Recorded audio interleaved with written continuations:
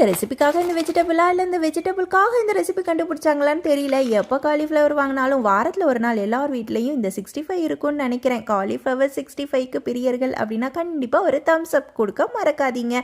ஒரு 6-7 காஷ்மீரி மிளகாவை தண்ணியில் போட்டு எடுத்து சீரகம் சோம்பு கருவேப்பிள்ளையோடு அரைச்சிருக்கேங்க. நீங்கள் நார்மல் ரெட் சில்லி எடுத்துக்கலாம்.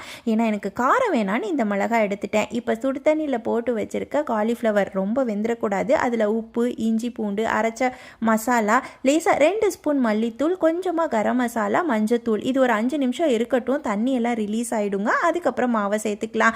இதில் அரிசி மாவும் கார்ன்ஃப்ளவரும் சமமாக இருக்கணும். ஒரு பங்கு கடலை மாவு. தண்ணி ஊற்றக்கூடாது. தெளித்து ரொம்ப தண்ணியாகவும் இல்லாமல் மாவு அப்படி திக்காக ஒட்டிட்டு இல்லாமல் இந்த பக்குவத்தில் இருந்தால் தான் எண்ணெயில் போடும்போது பிரியாமல் இருக்கும். ஸோ கரெக்டாக நல்லா பெசரி எடுத்துக்கோங்க. எண்ணெய் நல்லா சூடாக இருக்கணும்.